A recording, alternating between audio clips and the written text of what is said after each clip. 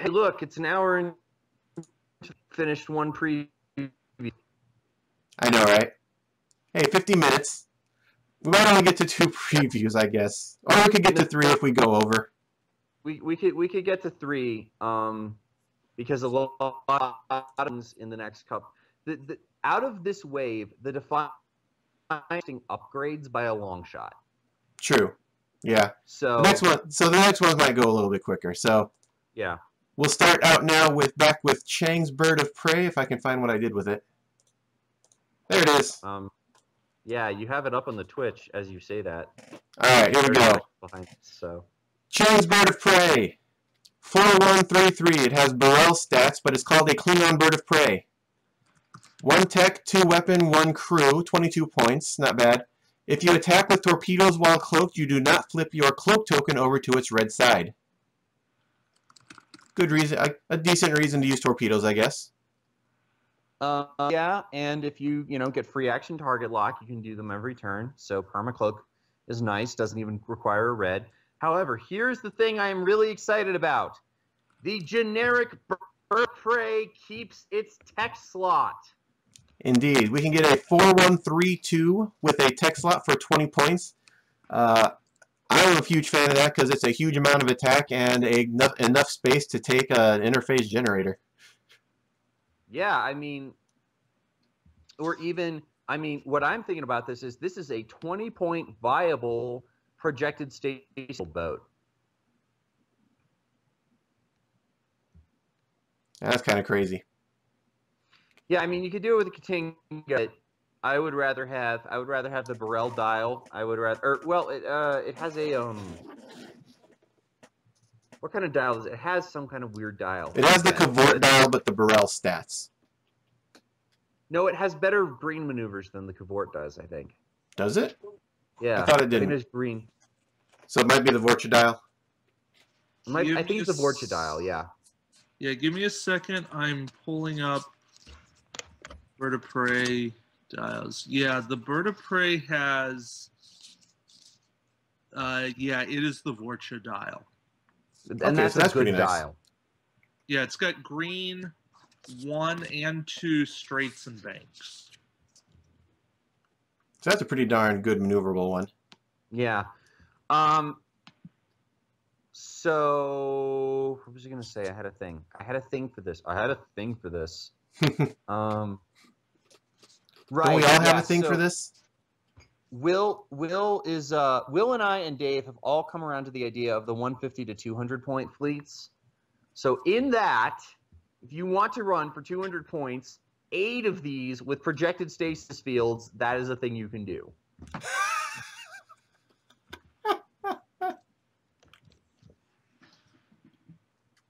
Wow, we're terrible people, man. Or, 7 of these, and then you have 25 points to put captains on them. Who needs captains? Come on now. Or 9 of these, plus the Klingon, plus independent Klingon, or even just Klingon flagship and Martok 9. Now we're just getting silly. Yeah, see, this is why we like 200 points. Is because Swarm is actually a viable tactic. Mm-hmm. I'm not sure I'm fully convinced on 200, but I'm definitely in the 150 and up crowd. Yeah. But yeah, so this is a great ship for that. Klingons become happy again. Yes. All right. Moving on then, we have Chang. A different Chang. Not the other Chang we were trying to make work. Can we make this Chang work, though? As a 4-point Klingon captain, during the activation phase, if your ship is cloaked, you may perform an additional sensor echo with a 1 maneuver template as a free action. If you do so, you may still perform a normal sensor echo action after your move during the perform action steps. Sorry, I might miss it. Before you move, you may perform an additional sensor echo action. So, if you're playing without Borg because your TOs are wusses and have banned them, and I guess without dorsal phaser banks and dorsal weapons array, this is really good. In the actual environment real people live in, he sucks. Which is unfortunate. With enough of the phaser, with enough of the sensor echoing, though, it's not too terrible getting out of the range 1 to 2 of most other dorsal weapons. That's true, I guess. But Yes, if you get away with the 360 arcs, I like him a lot. You sense your echo all over the board. All of a sudden, you're playing a Phantom from X-Wing. Is that good? Phantom's doing pretty good. Okay. They have weird cloaking rules in X-Wing. Oh, let's move along because we're running out of time. Yep. Captain Kurla, 2-point Klingon captain, 3 captain skill. He does not get a talent slot. Each time you defend during the roll defense dice step of the combat phase, you may choose to roll 2 less defense dice to add 1 evade result to your roll. Not bad. That's better than average, and my defense dice are always way below average. One of the first of all, he works really well with cloaking, obviously. One of the big controversies right now is whether cards like this work against cards that say you don't roll attack or don't roll defense dice. Mm-hmm. My feeling is no, but God knows what the people in the rules forum would say. So if they do, this is pretty good. Indeed. Because anything that just straight up adds evades is going to be helpful against those things then. Yep. Not too bad. Let's see. And for a 3-point captain or a 2-point captain, 3 skill, I mean, he could go in. He can definitely take the low captain skill on to one of those 7 birds of prey we're running. All right. Next up, we have Admiral Gorkon. 3 points. He does the +1 skill. As a fleet action, roll 3 defense dice. For each evade result, place an evade token beside your ship. You cannot perform an evade action as a free action this round. This is basically just gambling. I mean, mathematically speaking, if you roll 3 defense dice, you will average just under 1 evade. Mm-hmm. With that said, this just over, but yeah, isn't it 3.25 or 0.325? 0.375. A 0.375. Okay, then yeah, it's slightly better than doing an evade. Here is another interesting thing. You may remember the participation prize from what's it called, Arena, which was full alert, which said, action, discard this card, place a bunch of tokens next to your ship. You cannot perform any free actions in the round you do this. It was asked of Chris Guild right before he disappeared, can you perform full alert as a free action and take one of these actions as your other action? And the answer was yes. So, if you can find a way to perform Gorkon's action as a free action, which in Klingons they can do. With Martok, exactly, then you can take an evade in addition to this. Mm-hmm. Let's see. The other thing is that since these dice roll in the action phase, you can't modify them as well, but there are still cards that do it. Nick brings up bioneural circuitry. Vox off the Tomed is another one. Mm-hmm. But yeah, there's ways to mitigate this, but for the most part, it's kind of like just rolling 3 additional defense dice over the course of the combat phase.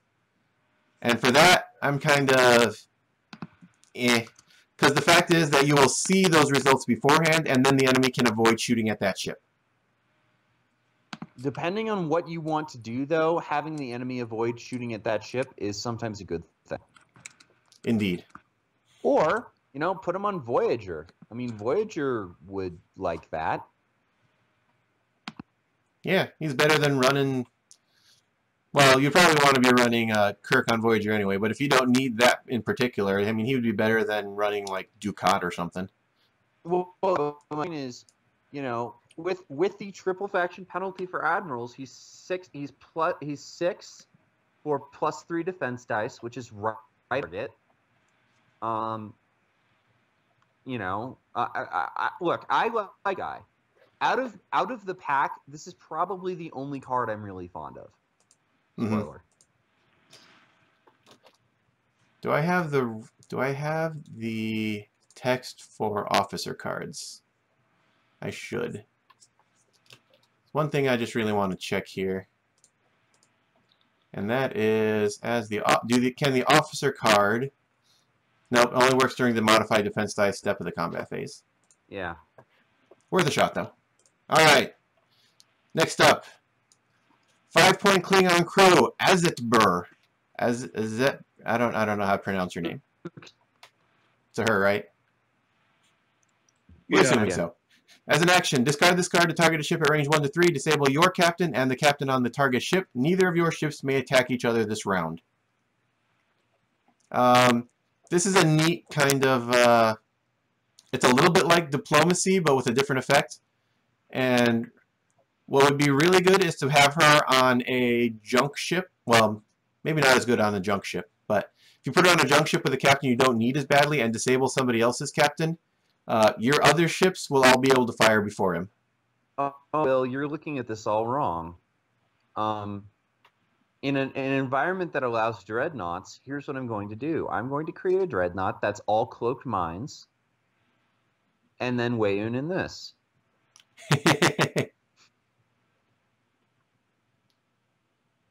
Wouldn't be bad, but you'd still be getting attacked by all the other ships in their fleet. Oh, yeah. You know what? I just realized something. Here is an interesting thing about order of effects and inability to perform full things in SotF. You discard this card to target a ship. If you then save it with Weiyun, your captain is already disabled by the time Azitbur tries to disable him, which means that because you can fulfill as much of a card as able, he'll try to get disabled again and fail, but that actually won't matter to the rest of the card. The rest of the effect will still occur. So, in other words, and conversely, because they're two separate sentences, you can disable Weiyun to save her before he would be disabled by the card's effect. Congratulations, Rule Form. That's one more for you guys. No, that's very clear. I don't understand how that is... Well, no, it is clear. The question is, if you can't disable your captain, can you disable the other captain? I could see that part being skipped over if you can't disable your captain. No, absolutely you can, Will. In the same way that if you can't disable something Croesus, you do this all the time. Well, yes, but each of those was a separate sentence. No, I don't... Hold on. The ruling was made with hijack. If I can do it, if I can only fulfill one or the other sentence. Oh, yeah, you're right. They're all separate sentences. That's interesting. Okay, this is one for the rules forum. But it should definitely still apply that neither of your ships can attack this round. That much is solid. Okay, next card, photons. Photons, normal photons. You have a rear arc, so it helps. I believe this pack actually comes with 2 sets of photons even. Yep. Yeah. Because David is cold up in Seattle and needs kindling for his fire. I'm not in Seattle, but... Oh. He's in California, man. Oh. You're right. Yeah, for some reason I always thought you were in Seattle. Yeah, no, he's in NorCal. You were both in California, man. That's right, yeah. I'm not anymore. I'm in Santa Fe, where we got 24 degrees last night. It was great. I'm in Florida. It's 80 outside. Anyway. Yeah, well, I'm going to get snow this year. It's going to be pretty. All right, cloaking device. Oh, God, this is a monster of a card. Prototype cloaking device. All right. When attacking while cloaked, you may disable this card before rolling any dice to keep your cloak token from flipping to its red side. If you do this during the modified attack dice step of the combat phase, you may place an auxiliary power token beside your ship to choose any number of your attack dice and re-roll them. This upgrade may only be purchased for a Klingon Bird of Prey class ship. Oh, my God. Nicely done, Will. Okay, what this is it's advanced cloaking device, or it's Advanced weapon system. That's the one. Advanced weapon system from the starter. Even shares a very similar illustration. Plus, it will allow you to target lock when you do it. if you place an auxiliary power token. And To choose any number of your attack dice roll. Not technically a target lock because it doesn't work as well with the torpedoes, but yeah. And it's terrible. If you're running advanced weapon system already, though, might as well upgrade it.